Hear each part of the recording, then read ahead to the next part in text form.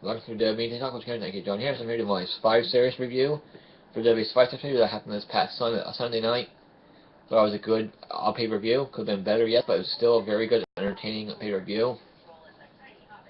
We had the debut of Sting finally. It was awesome finally to see Sting in a WWE ring. It was awesome. I got chills. I got goosebumps from seeing Sting in a WWE ring and Sting in a WWE ring. And to see Triple H and Sting face to face, that was really, really cool. Let me start Sting give Triple H. We'll get into that later anyway.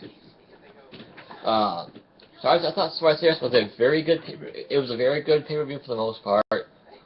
Could done without a couple things. Something could have been better. I didn't like some of the booking from the Survivor Series either, but we'll get into that too. Some of the matches. Let's start with the kickoff show. We had Fandango return the new and improved Fandango. He took on Justin Gabriel on the kickoff show. New music. He had Rose Mendez as his new dancer. New music, new look, new entrance. He looked good in the match. He won. Wasn't really much match. It was mostly a one-sided match. Fandango won with the leg drop off top rope, pinned him 1, 2, 3. Wade Barrett came back, had his podium, his gavel,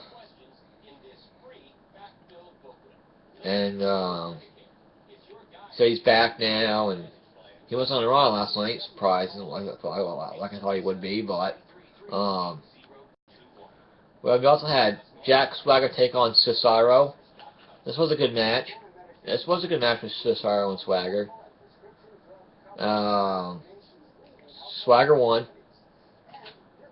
I don't think they didn't know what to do with Swagger or Cesaro right now. But I'm gonna tap more on Raw.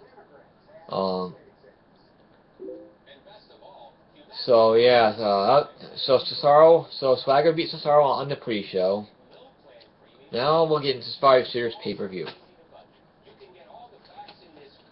So I started with a promo which I thought was kind of weird. It went on a little too long. Way too long. Vince came out. He introduced Stephanie and Triple H, the Authority. And if they lose tonight, they'll be out of power. And then he called out Cena.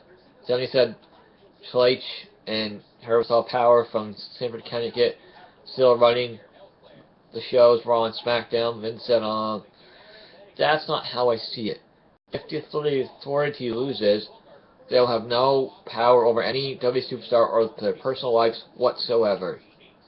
The only person who can bring back Triple H and Stephanie to power is John Cena. There's a few interesting ways to go with that. Could be a way in to turn Cena heel. Could lead to a match with Triple H and John Cena. They could go a few different ways with that. Basically, they talk about the main event and stuff, and Cena said Team Authority was going to lose, and they'd be out of a job, and so the first match of the night was the Fatal 4-Way Tag Team title match with Miz Dow and The Miz taking on Los Matadores, taking on the Usos, taking on the WWE Tag Team and Star and Goldust. This was a good match. Good tag team match. It was a good opener. Got the crowd fired up. So it was good for what it was for. So the crowd pumped up. It's a good opener. They all had good work. They all work well together. The Usos went fun on top rope like they usually do.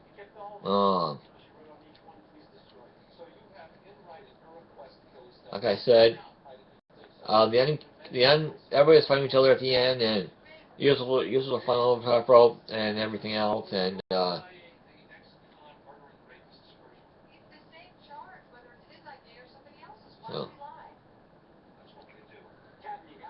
The end came when Miz tagged himself into the match after one of the Usos gave Goldust a splash off the top rope, and then Miz threw the Uso into the ring post overs. Then Miz Dow tagged himself in and got the pinfall, and Miz looked shocked and pissed off at first. Miz Dow and Miz are the new WWE Tag Team Champions. I get why they did this, but I would rather see the starting goal. I did really bad on predictions for this pay-per-view, which means this was a very, very unpredicting. It wasn't a predictable pay-per-view at all, except for the main event. That's the only thing I got right was the main event. But Miz Dow and Miz won their tag team champions. I would have rather seen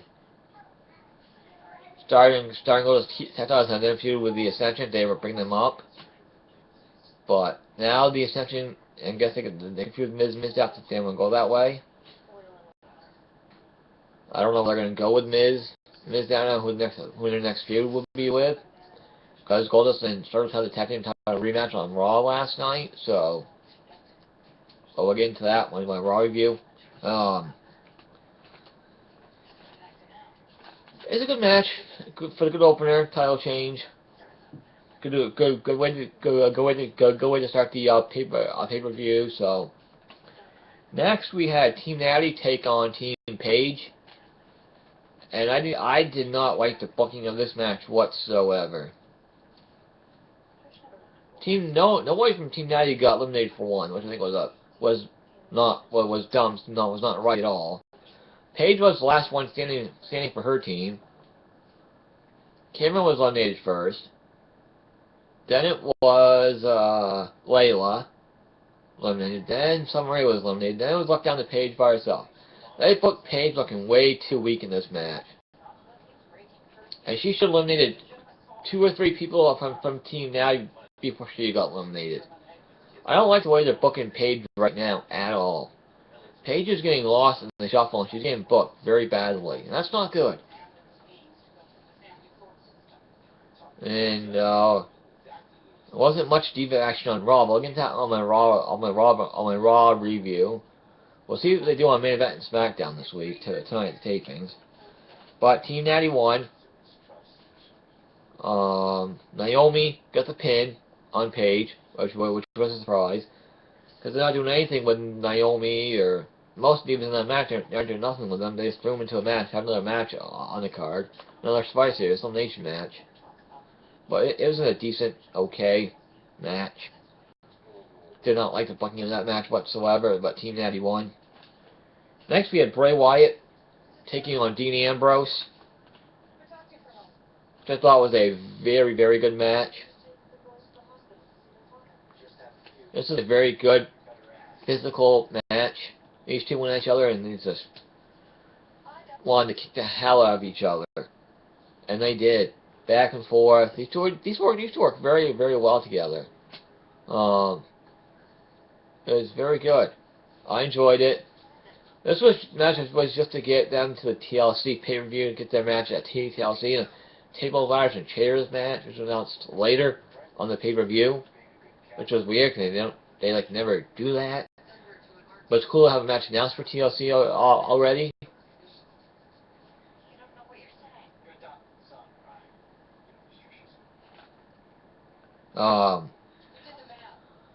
Bray Wyatt brought a chain in the ring at the end of the match and dared Dean Ambrose him, so Dean Ambrose didn't hit him. He jabbed it into Bray Wyatt's stomach and hit him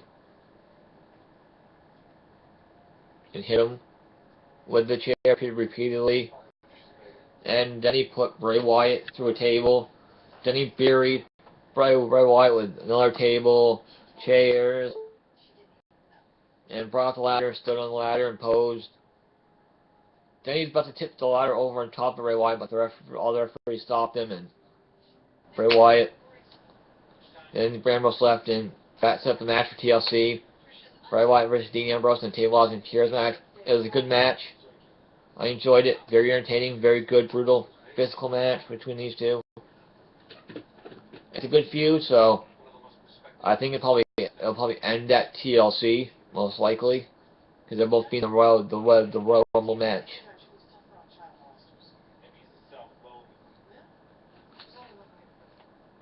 And I could know about this next match. It was the Bunny and Adam Rose taking on Heath Slater and Titus O'Neil. It was a quick match, not much to it. It was okay. The Bunny and Adam Rose won the match. The Bunny got the pin. They could have that on the pre-show. Get nothing.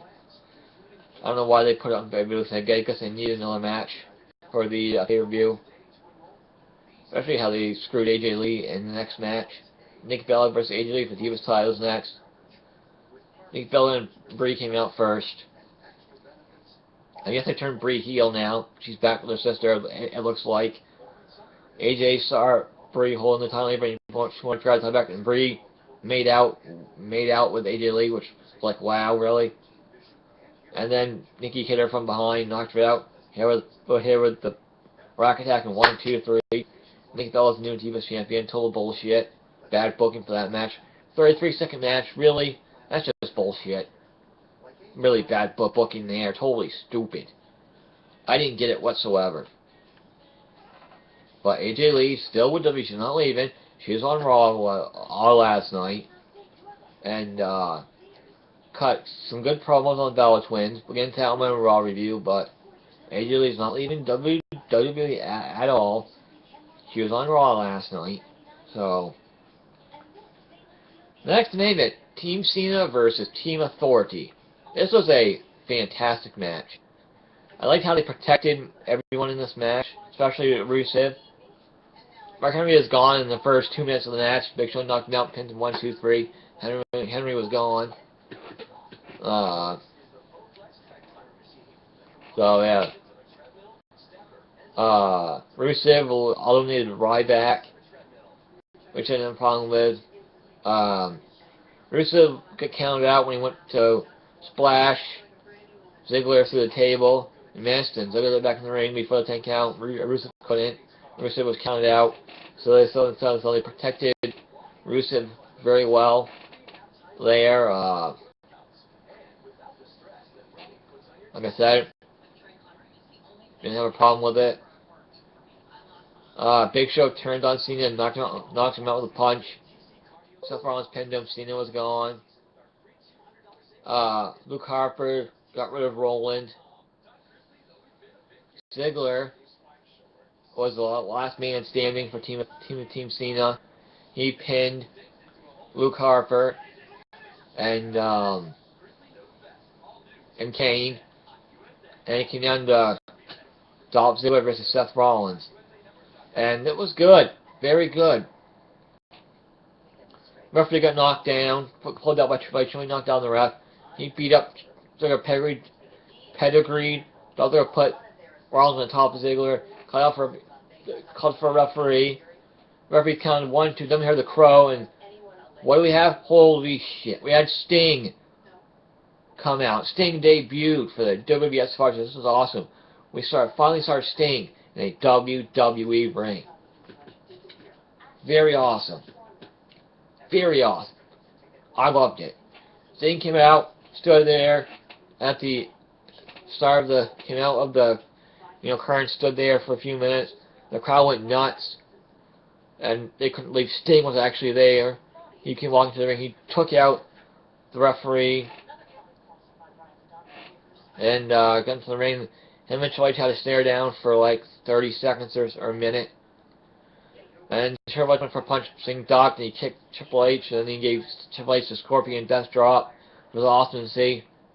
Then he put Dolph Ziggler on top of Rollins, and the ref counted 1, 2, 3. Team Cena wins. Authority's out of power, baby. Yeah. Team Cena wins, and Authority is out of power. And Sting made his debut, which was awesome. I'm so happy they made Dolph Ziggler the sole survivor. They finally gave him the spotlight, and he did great. So good to see Dolph Ziggler get the spotlight and get pushed like that. It was awesome to see. Even more awesome to see Sting debut finally.